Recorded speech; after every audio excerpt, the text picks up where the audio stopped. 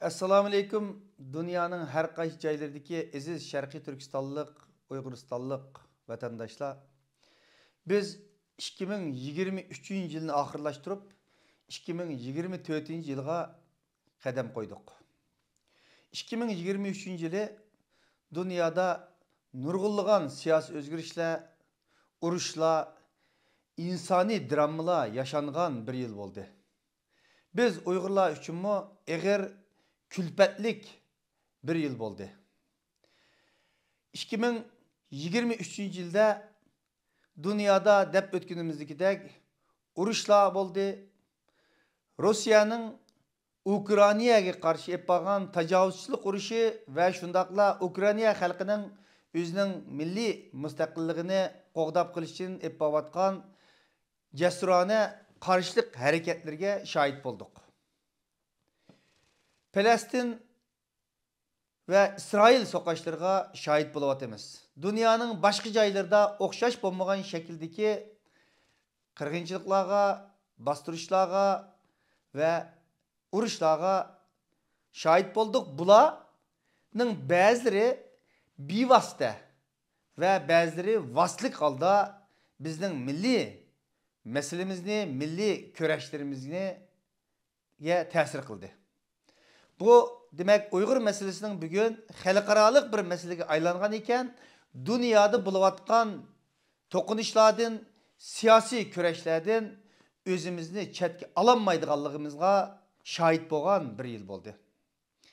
Biz 2023 yılı Xitoy hükümetinin Uyghur erkiy qirg'inchilikning üstüne yepish uchun dünyada yapılan dezinformasyon ve yoki dünyani aldash dünyanı aldaş siyasetlerine hem şahit bulduk.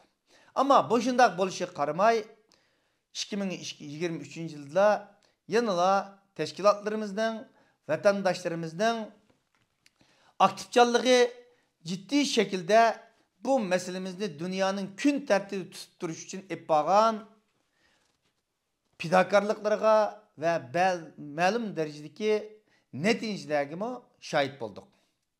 Bir yerde ben Dünya Kurultayı başlık ve Dünya Kurultayı terkibideki teşkilatlarının 2023 yıl yapılan milli davayımızı xalqaro seviyede tutup duruş ve Xitayning dunyoga yapıvatkan aldamçılık siyasetlerini paş kılış ve dünyanın Şarkı Türkistan yüz beriyotgan Uyghur erkiy qirg'inchiligiga dikkat itibarını tartish ve histoşlığını qo'l keltirish jihatda yapılan bir qator reali ve pozitif qo'l keltirgan xizmatlarni qisqacha bir yurtdoshlar bilan o'rtoqlashishni uygun ko'raman.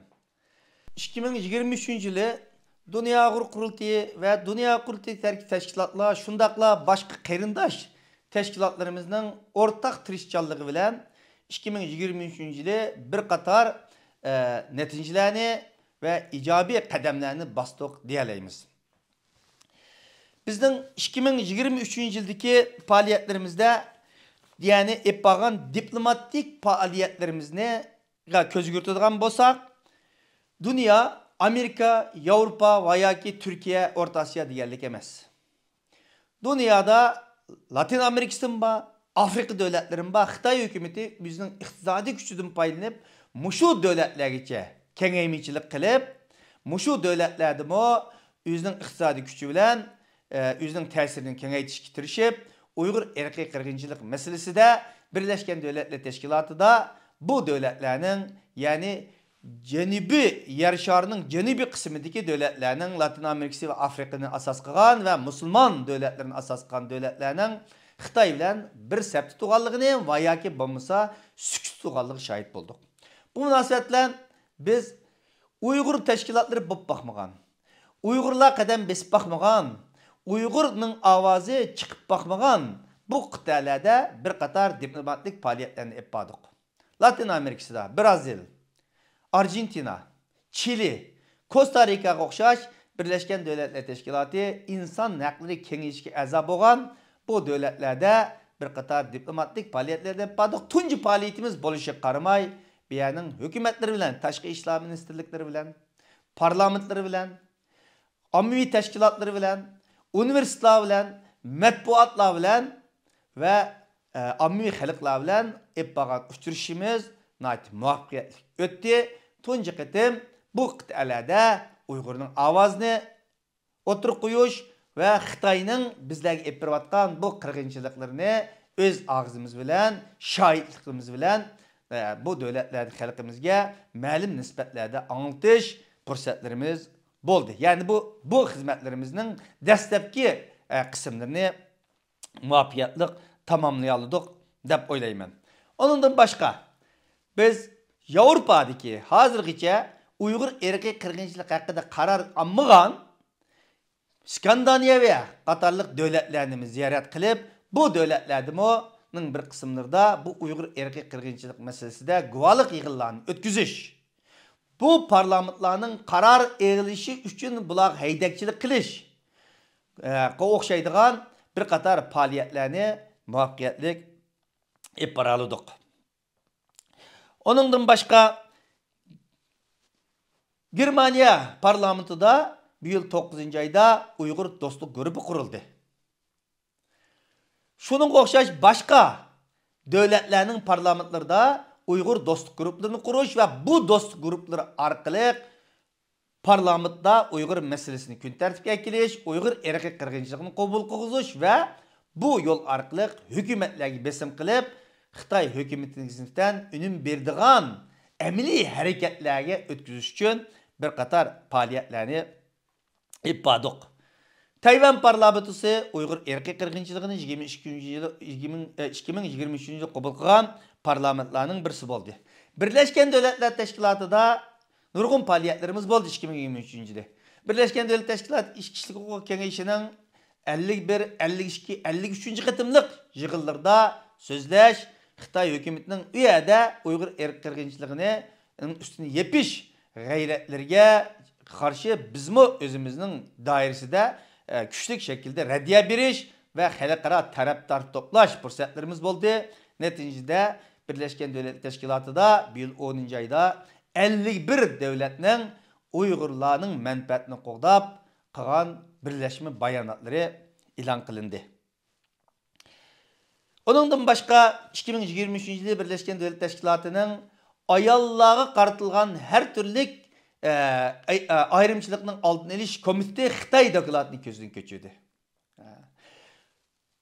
Medeniyet, ictimai ve sosyal haklar komitesi Xitoy dokladını gözden keçirdi. Xitoy bir qancha yüz kişilik heyetler bilen Cenevada bo'ldi.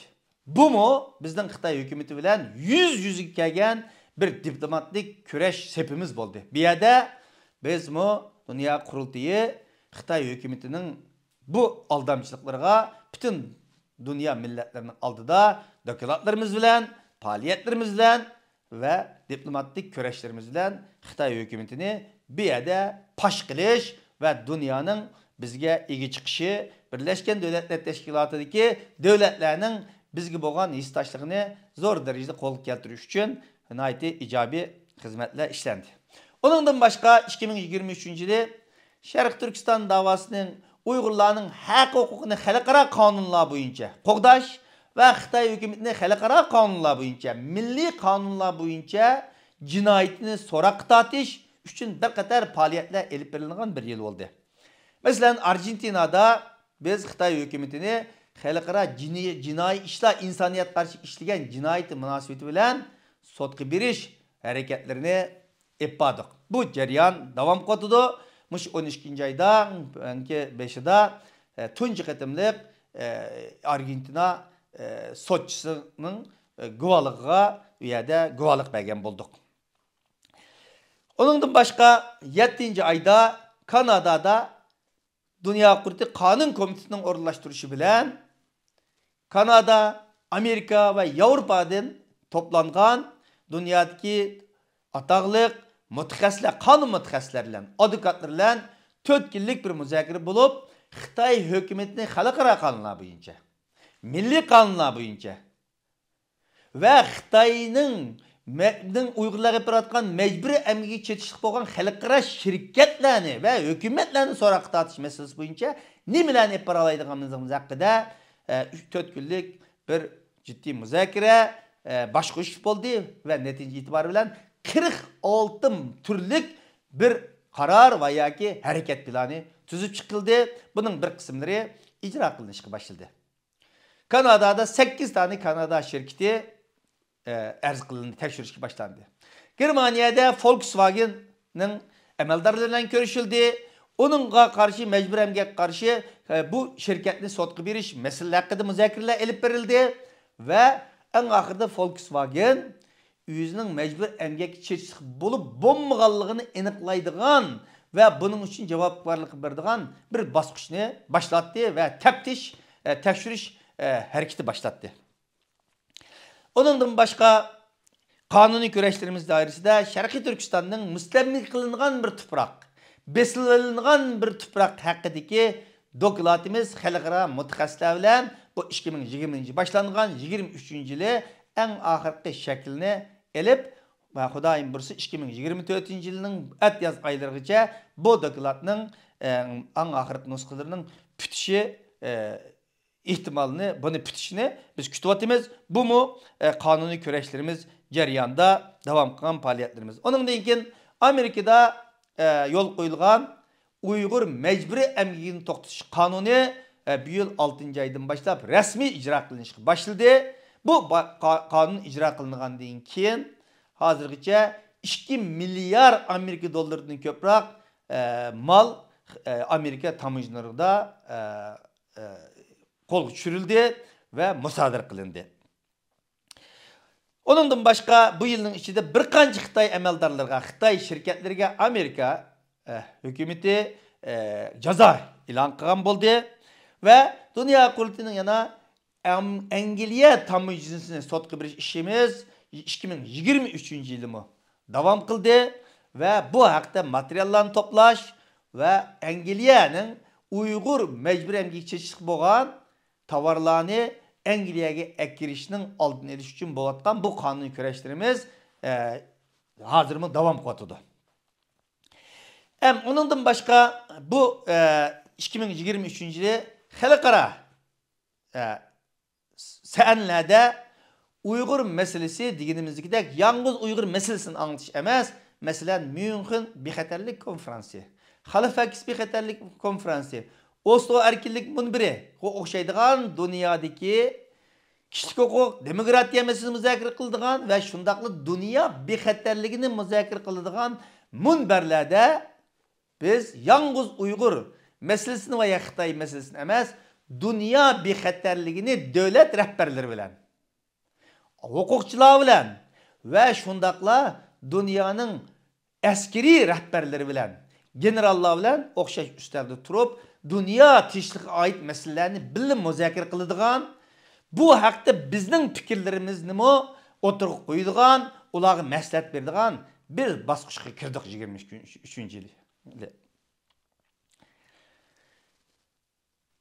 Onundan başka mecbur emgek sayesinde to'xtatish meselesida ko'p xizmatlar ishlendi. 460 dan ortiq xalqaro inson huquqlari tashkilotlari, ommaviy jamiyatlar ve işçiler uyuşmalarına o'xshaydigan ve kanun organları, advokatlar cemiyetlerinden teşkil tapkan onlar birleşip mecburi emgek meselesinde ciddi müzakereler elip verildi.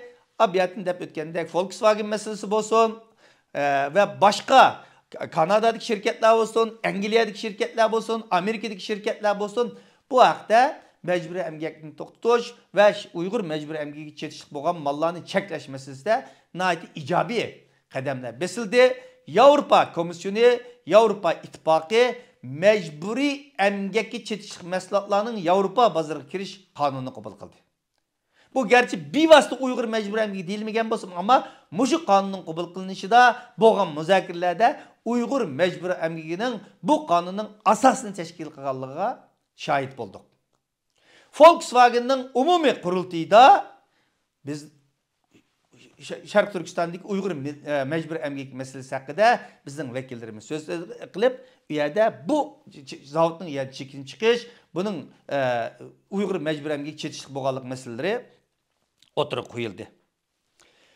Onundan başka 2023 yılın tarihi bir vaqalarga şahit bolduq. Uyghur muhacirlar meselesi. Xitoyning milliy zulmidan, erkiy qirg'inchiligidan qaçqan Uyg'urlarning ne qutqizib qilish, Uyg'ur muhacirlarini qo'g'dash soyasi bo'yicha 2019-2020 yildan boshlangan bir harakat 2023-yili naytı natija bilan oxirlashgan bo'ldi. Hammamiz shahid bo'ldik.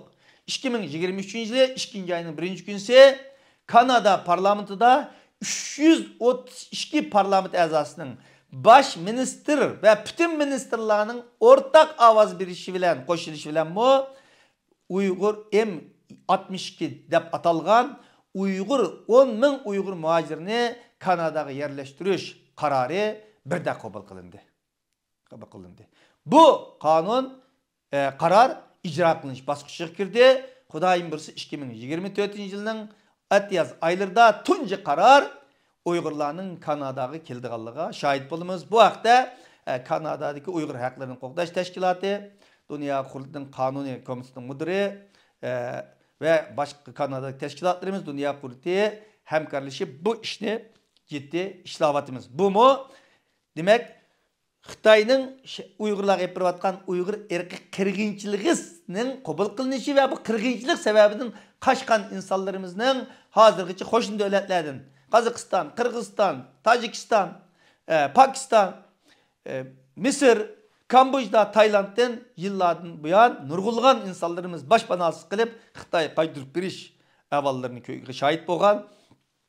Bu Uyghur muhacirlar qo'g'dab qilish uchun tarixiy bir qarordi. Buni 2023-yilda hammamiz hayajon bilan yaşadık. Onundan başka 2023-yilda Tayland turmalarida azap çekiyotgan, Orta Asiyalarda qaçıp yuriyotgan, Pakistanlarda başpanasız qolgan, Afganistan'da başpanasız qalan insanlarımızga insani yardım evetiş. Ulanın Xitayga qaytırılışının aldını eliş için diplomatik ve insani hizmetlerimiz sayesinde köp hizmetler işlendi. Neticede hali köp insanlarımızın hayatını qutqizib qalalıgan bulduk. Onundan başka 2023 yıl yana biz xalqarada nurgulluğan konferanslarını, yığınlar qatnışamaz. Mesela Tokyo'da tuncu qatim 2023 yılı 10. ayının ahiri xalqara parlamentliler xalqaralık Uyghur munbirini açtık. 80'den artıq 25 devletten kelgan 80'den artıq parlament a'zosi, qonunchilar, mutaxassislar bo'lib 200'den artıq insanın qatnaşı bilan 2,5 kunlik Uyghur munbirini muvaffaqiyatli tamamladık. Biz bu arqılıq Xitay hükümeti dezinformasyon kampanyasını başlap Uyghur erkek qirg'inchiligini üstüne yapışık urinayotgan vaqtimizda dünyanın Uyghur meselesiga, Uyghur erkek qirg'inchiligini to'xtatish uchun qanchalik ko'ngil bo'layotganligidan iborat bu mesajni Xitoyga qo'shni bo'lgan, Xitoyga chegirdosh bo'lgan biz Yaponiyada beradigan bo'ldik. Ve dünyada Uygurlarning milli iradesinin ve bu qirg'inchilikni to'xtatish uchun Uygurlarning o'zining milli egilik huquqini qo'lga olish uchun qanchalik qat'iy irodalik bo'lganligini, erkinlik uchun, mustaqillik uchun qaysi darajada qat'iy bo'lganligidan iborat bu irodamizni dunyoning har qaysi joylaridan kelgan parlamentlarga, davlat arboblarga ko'rsatdik. Yaponiya parlamentida Sharq Turkistonning ay yulduzli ko'k bayrog'ini ichib turib, Sharq Turkiston milliy marshimiz bilan bu forumni munbarni boshlab, dunyo rahbarlari, davlatlarning mutaxassislari ve mutaxassislar emas 11 davlatning diplomatlarining kuzatkishi bo'lib qatnashayotgan, ba'zi davlatlarning bosh elchilari ichilish nutq so'zlagan ministerlar bo'lganligida bu irodamizni o'tirg'a qo'ya olgan bo'ldik. 2023 yıl yana teşviqat sayesinde xalqimizni tarbiyalash ve dünyani tarbiyalash sayesinde nayt shakl imkoniyatlar doirasida nayt zo'r xizmatlarni qilishga tirishdik. Dünya Qurultayı TV'si orqali bo'lsin, haftalik xabarnomamiz orqali bo'lsin, inglizcha haftalik ve oylik xabarnomalarimiz orqali bo'lsin, sosyal medyalardan foydalanib dunyoga bu irqiy qirg'inchilikning davom qilayotganliklarini, buni to'xtatishning har bir davlatning, har bir insonning qonuniy va axloqiy majburiyati bo'lganliklarini bildirishtirishdik.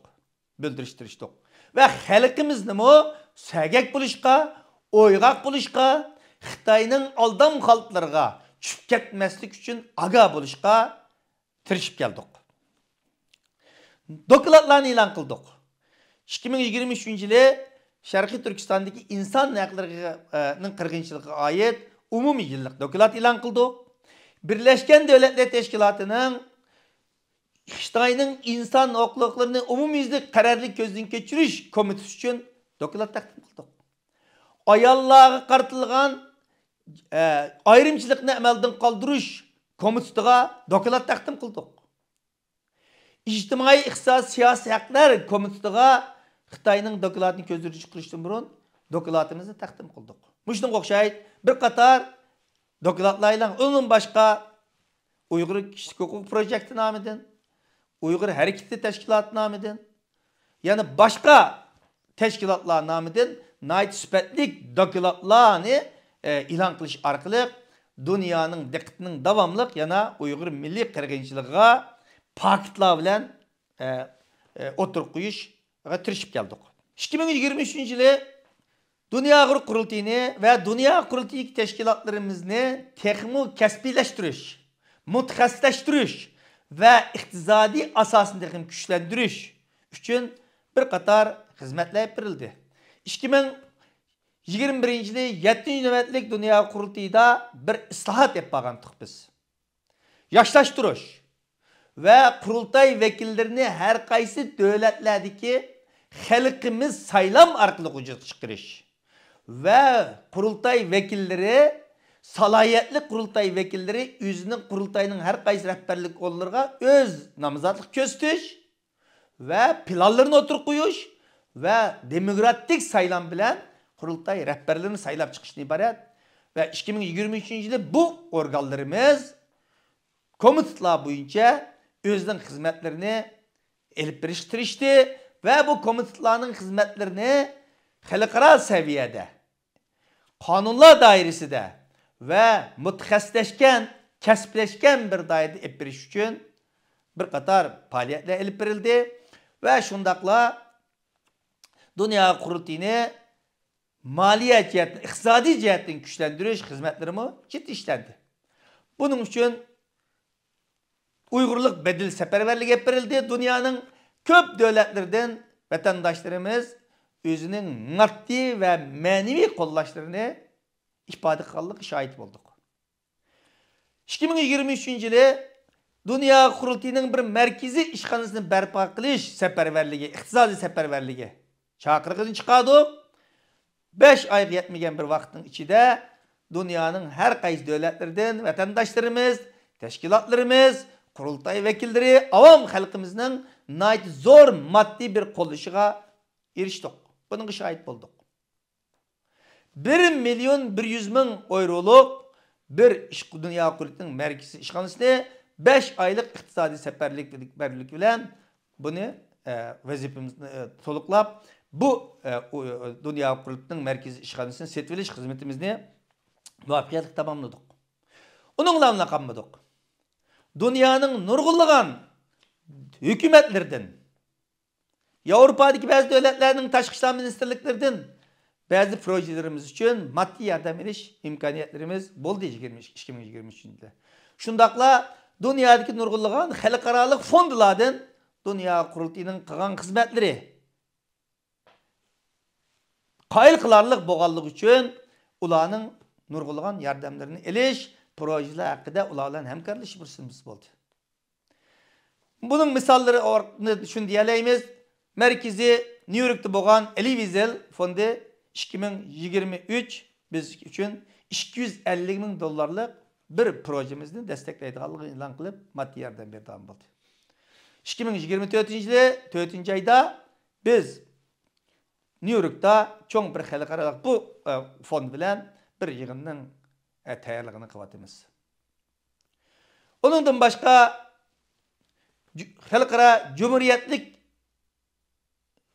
institut 175 bin dolarlık bir bütçemizni tasdiqladi. Bu arqılıq bizning dünyanın janubiy qismlari, musulmon davlatlariga, Latin Amerikasi, Afrikaga bo'lgan lobby faoliyatlarimizni davomlashtiramiz. Buning uchun maddiy yordam oldik. Shunga o'xshash, yana dunyoning o'xshamagan fondlaridan Dünya Qurultiyi mushundaq proyektlarni elish orqali da'voyimizni diplomatiya jihatda, xalqaro qonunlar, huquqlar jihatda va boshqa sohalar bo'yicha kuchlantirishimizda muhim bir qadamlar besilgan bir yil bo'ldi. Mushu faoliyatlarimizning muhim bir nuqtasi 2023-yili Dünya Qurultiyini o'xshamagan 3 taraf Nobel tinchlik mukofoti kandidati ko'rsatildi. Norvegiyadan, Kanadadan parlament a'zolari Dünya Qurultiyini 2023-yillik Nobel mukofotiga nomzod ko'rsatdi. Gerçi biz mukofotni 2023 Dünya Qurultiyiga loyiq bo'lmagan bo'lsak-mu, ammo bu Dünya Qurultiyining xalqaro e'tirofga erishganligining bir alomatlari. Endi 2023-yili biz duch kelgan raqobatlar, qiyinchiliklar az bo'lmaydi. Xitoy hukumati 2023 kirish bilan xalqaro besimlardan yüzünü qaçırış. Bu qirg'inchilikning üstüne yepish uchun her xil şekildeki maymun oyunlarını oynashga başladı. Afrikadan, musulmon davlatlardan ve dünyanın hatta bir kısım demokratik davlatlardan matbuot xodimlarini, jurnalistlarni, diplomatlarni, atalmış mutaxassislarni Sharq Turkistonga, vatanimizga ziyoratga olib borib, yasalma maydonlarni paydo qilib, u yerda hamma ishning normalga o'tganligini, u yerda qandaqdir atalmış Dünya Qurultiyi Xitoy hukumatiga deydi, bölgünç tashkilotlar, bölgünchilar davatqanlikdek bir vaziyatning mavjud emasligini, her şeyinin gül-gülistanlık, bağı-bostanlık içinde xalqimizning nayeti baxtsaadat içinde yaşayotganligini barak, mana shunday bir manzirini dunyoga bildirish uchun harakat qildi va ma'lum nisbatda muvaffaqiyat qozondi. Bular berib kelgandan keyin ba'zilari haqiqatan Xitoyning bu aldam xaltisidan tushunmay, Xitoyning tashviqotini qilganligi shohid bo'ldik. Bir qismlari Xitoyning moddiy sırtmığının asası içi kirip qalğanlığı üçün amalsız Xitoyning tashviqotini qilganligi shohid bo'ldik. Hatta bir qism g'arib matbuotlarimi va diplomatlarimi, mutaxassislarimi berib kelgandan keyin hamma ishning normal bo'lganligini, Xitoyning Uyg'urlarga qarshi olib borayotgan bu qirg'inchiligining terrorizmga qarshi bir harakati bo'lganligini va buning Xitoyning haqqi bo'lganligini maqolalar yozishga boshladi. Bu bizni qiynab oldi qo'ydi. Ammo biz buningga qarshi vaqtida javob berish, vaqtida inkas qaytirish imkoniyatlarimiz doirasida opetlarni, obzorlarni e'lon qilish, ular bilan ko'rishish, norozilik bayonotlarini bildirish orqali bularning bir qismlaridan apur so'rashga, bir qismlarini raddiya berishga muvaffaq bo'ldik. Ammo Xitoy bu harakatni to'xtatgani yo'q. Davomli iqtisodiy kuch bilan, diplomatiya kuchi bilan bu harakatni qilyapti. Yalnız Xitoy hukumati chet elliklardan foydalanish emas, 2023 yilning o'tirlaridan boshlab bir qism davlatlarga vizlarni amaldan qoldirish, o'xshaydigan yo'llar bilan o'zimizning chet eldagi 6-7 yildan buyon urug' tuqqanlar bilan aloqa qilmayotgan, uchrashamayotgan qarindoshlarimizni har xil usullar bilan aldab, bir qism qarindoshlarimiz bu aldam qaltiga tushib vatanga berib, urug' tuqqanlar bilan ko'rishish, vaqtlik shaxsiy hissiyati va yoki shaxsiy orzusini qamdash uchun Xitoyning Uyg'ur irqiy qirg'inchiligini inkor qilishdan iborat bu kompaniyasiga xizmat qilgan insonlarga mushohid bo'ldik. Xitoy 6-7 yilni yaxshi chegirni taqab chet elga kimni chiqarmagan bu siyosatni qisman o'zgartib, o'zi nuqtiq tarbiyalagan bir qism insonlarni chet elga chiqarish orqali mana hamma ish normal degan bularning eg'izi bilan bizning olib borayotgan faoliyatlarimizni paltlash qurindi. Ya'ni Xitoyning uzun yillardan buyon Yanzishing davridan boshlab yo'l qo'yib kelgan o'z yig'i bilan o'zining kuchini qo'rish, o'zining kuchi bilan o'zining yig'ini qo'rsa ham tejashlik bo'ladi, ham tatliq bo'ladi deydigan Yanzishingning yürgüzgen bu siyasetini bugün Xitay Komünistik Partisi mi yürgüzüş arkalık bir kısım neticeye erişmekçi oldu. Bu bizim 2023 yılda gelgen mühim kıyımcılıklarımızdan biri oldu. Bu münasebetlen namayişlerimizde burunqidek minlerce, yüzlerce insanlarını göremeye devam edip kaldık. Yüzünü çatık çıkmadı. Sosyal medyalarda ota-onaları, urug' tuqqanlari, acı singilleri hakkında guvalık bergen bir kısım jangovar yaşlarımız ne bugün tor betlerinde, sosyal medyalarda burunqidek göremeye devam edip kaldık. Çünkü Xitay muşu kampaniyası bilen bir kısımlarga besim kılış arkalık, bir kısımlarını aldaş arkalık, bir kısımlarga tuqqanlarını koyup itiş arkalık, emzek seliş arkalık bu şu maqsadga yetmekçi oldu. Bu mu bizim 2023 yılda duş kelgen bugün qiyinchiliklarımızdan birisi oldu. Onundan başka Xitay hükümeti yana chet eldagi qo'l tushmoqchilarni ishga selish orqali bir tarafdan o'zi davlat matbuotlarini, davlat imkoniyatlarini diplomatik kuchni selish orqali tashkilotlarimizning jumladan Dunyo qurultayini yetim qoldirish, obrazni zedlash, Dunyo qurultiy rahbarlarini har xil usullar bilan obrazni zedlash va yoki bo'lmasa her xil hücumlar bilen Dünya Kurultayı rahberleriga hücum başlatkan, Dünya Kurultayı başlatkan bolsa bir kısım yallanmalar, halçılarını her xil yollar bilen vasıtlık yak bir vasıtlık kılış arkalık Dünya Kurultayı karta kattık hücum başlatkan bir yıl oldu. İktisadiyat imza kampanyalar başlatıldı. Bu arkalık Dünya Kurultayı'nın vekil karakterlik teşkilatı ikenligini Birleşken Devletler Teşkilatı'nın sirip süpürmekçi oldu. Enidilağı eziyetçi arkalı Dünya Kurultayı'nın maliyesini kesmekçi oldu.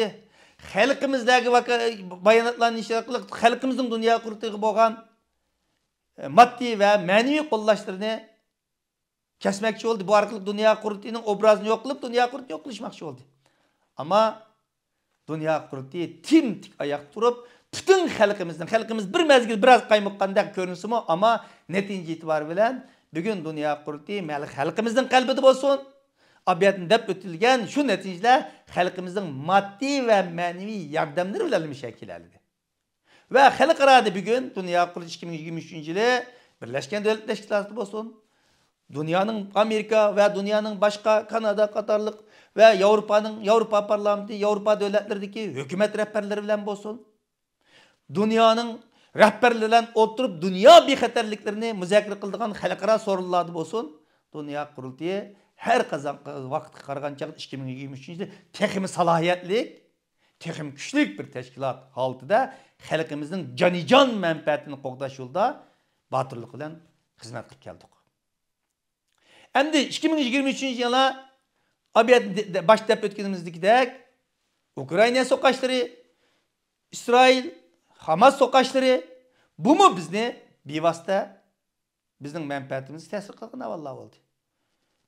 Hatta İsrail ve Hamas uruşu başlangandan keyin Hamas'ın İsrail'e saldırışı ve onun dinkin İsrail'nin Hamas'a ve Palestin halkıga bo'lgan hücumları neticede 10 minglığan beguna insanların ölümü o okşaydıgan muşnaq hadisler bugün Şarkı Türkistan meselesiga bo'lgan dikkatni baş tarafga tartishga sabab bo'ldi. Bu normal bir jarayon. Hatta Uyghur meselesi emas, Ukrayna ve Rus soqishimi bugün matbuotlarning 5-6 sayfalarida tushib qoldi. Mush munosabatlar.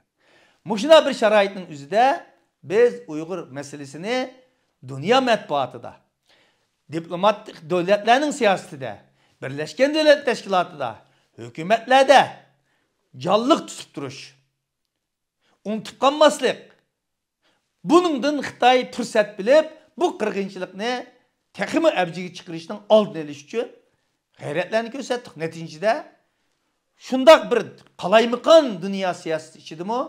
Uyghur meselesi yanına parlamentlarda, dediğimiz diyek Birleşken Devletler Teşkilatı'da ve dünya siyaseti matbuatlarda yanına mühim bir mesele bulup gün tarif kivatıdı. 2021 yılı Uyghur Sotu özünün kararını icra ettiğinden keyin Dünya Kurultayı Xitay hükümetinin Uygurlarga yapıp atқан kırgınçılığını Uyghur soti insaniyet karşı cinayet ve erk kırgınçılık dep kılgandan keyin 12. ayının 9. gününe Uyghur erk kırgınçılığını hatırlaş günü dep e'lon kılgan. Mana bu yıl şundaq dünya vaziyetleri 12. ayda şiddetli bulup atkan. Bütün devletler, siyasiler aldırış bolgan boluşu qaramay 30'dan artıq 25 devletten 30'dan artıq parlament azası şu günde video notuklarını, yazma bayanatlarını e'lon qilish orqali Uyghur erki qirg'inchiligini unutib qolmasligini ve dünyanın unutib qolmasligini chaqiriqlarni e'lon qildi. Bazı devletler bayanatlarni e'lon qildi. Nurg'unlagan Uyghur dostları sosyal medyalarda bu Uyghur erki qirg'inchilik xotir kuni munosabat bilan bizning yanimizda ekanligini jakaladi. Obzorlar e'lon qilindi. Amerika Kongressida maxsus bu haqda yig'inlar o'tkazildi. Demek 2023-yili mushundaq nurg'unlagan xalqarodagi raqobatlarga ve Xitoy hukumatining eppagan dezinformasyon kampanyalarga qarshi qiyin sharoitlarda hali ko'p natijalarni qo'lga keldik deyaleymiz. Ama 2024-yili texmi keskin, texmi çetin bir yıl bo'lganligi oldimizda. Çünkü Xitoy o'zining iqtisodiy jihatda qiyin bir vaziyatda qolganligini bu munosabat bilan dunyoning ba'zi davlatlariga bo'lgan yumshash pozitsiyalarni yo'l qo'yyotidu. Aldashtirishyotidu. Shuningga 2024-yili balkim nurg'unlagan davlatlarning iqtisodiy vaziyatlarini, o'zining iqtisodiy vaziyatini yaxshilash uchun Xitoy bilan bo'lgan ticari manfaat bedeliga Uyghur meselesini nisbeten ko'zni yumbaladigan va yoki sukut turadigan va yoki Xitoyni qo'llaydigan bir vaziyatga uchrashimiz mumkin. O'zimizning xalqimizning ichidimi Xitoy bu yilning 2023 başlagan bu aldamchilik siyosetini 2024-yilda shiddatla olib borganligiga shohid bo'lishimiz mumkin. Shuningga har bir Sharq Turkistonlik, her bir Uyghur, her bir teşkilatımız uykumuzni ciddi etişimiz, sagak buluşumuz ve Xitoyning 2024-yili Uyghur soykırımını, erki qirg'inchiligini üstüne yepish, dunyoni aldash, xalqimizni aldash bu kampaniyasiga sherik bo'lmasligimiz, hushyor bo'lib, guvohliklarimizni berishimiz Xitoyning Uyghur erki qirg'inchilikdagi pozitsiyasini hiç o'zgarmaganligini, niyatining hiç o'zgarmaganligini, faqat aldamchilik siyosatida qaçmak oyun oynayotganligidan ibarat bu reallikni dunyoga bildirishimiz, xalqimizga bildirishimiz kerak. 2024-yil biz qildigan nurg'un xizmatlar bor. Shuningga bütün vatandaşlarımızda 2024-yili texmi sagak bo'lishga, texmi hushyor bo'lishga, irodamizni texmi keskin bo'lishga chaqiramiz. 1. ayının 23. günüsü Cenve'de 5 yılda bir katım buluduğun Xitoyning kişilik hukuk vaziyetinin kararlılık gözünü keçirish murasim buludu. Tekşiriş faaliyeti buludu. Biz bununla dünya kurultayı başlayıp bir kısım teşkilatla ciddi tayyorlik kıvatimiz.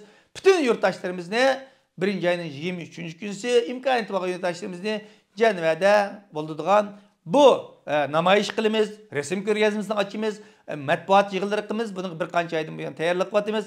Bu yerga yurtdoshlarimizni taklif qilamiz. Uningdan boshqa 2024-yili dunyo qurilganligining 20 yillik to'yiga tayyorlik qilamiz. Buningga yurtdoshlarimizni taklif qilamiz va 2024-yili yana yilning oxirida 10-11 dunyo qurilgan 8-navbatli qurultayı bo'ladi. Bu kurultayımızın muvaffakiyetli geçiriş için bütün vatandaşlarımızın maddi, manevi, fikri cihetten tenkit tavsiyelerine ihtiyacımız var. Bunu ayırmasınlarını iltimas kılımız. Ve şundaklı 2024-yili Xitoyni xalqaro kanunlar boyunca, milli kanunlar boyunca so'roq tortish, Uyghur mecburi emgigi boyunca Xitoy bilan o'rtoqlashayotgan shirkatlarning, davlatlarni so'roq tortish hareketlerimiz devam kıldı. Ve dünyanın başka Uyghur teşkilatları berip bakmagan, Uyghur davası anlıp bakmagan devletlerinin başka kıtalarına gibi olan diplomatik faaliyetlerimiz devam kılıdı. Bunun için bütün yurttaşlarımızın her xil şekildeki teklif tavsiyelerine ve yardımlarına ihtiyacımız var. En ahırda ben bütün yurttaşlarımızın 2024 yılda aval salamet buluşunu, ten fizik cihetten salamet buluşunu, fikri cihetten salamet buluşunu, ideya cihetten katli buluşunu, orunsuz talaş tartışlarını bir yere karıp koyup, hakiki vatanperver bolsak, hakiki milletimizin erkinliğini, halkımızın erkinliğini, vatanımızın müstakilliğini kalaydıgan bolsak, hakiki türde Uygur erkek kırgınçılıkının hatim bir işini arzu kıldıgan bolsak, hakiki şekilde milletimizin, halkımızın söyüdügan bolsak, talat tartışlarını koyup, bütün dikkatimizni Xitayga qaratışımız. Bu erkek kırgınçılığın üstün yepişini ibaret Xitayning bu hareketiga ecellik zarb berishimiz ve Xitayning aldamchilik siyosatiga hem yo'l bo'lmasligimiz, uning xizmat qilib qolmasligimiz bilib bilmay qilishimiz kerak. Mushunga chaqiriq qilaman. Hammanglarga salomatlik tilayman. Eng oxirida har biringlarni 2024 yili texmi zo'r ittifoq bo'lishga, müürge, kolunu tutup, birlik küreş kılışqa, özümüzün erkinlik boğan, hakkaniyetki boğan, halkımızın iradesini oturup koyuşqa, birlik küreş kılışqa çakırman.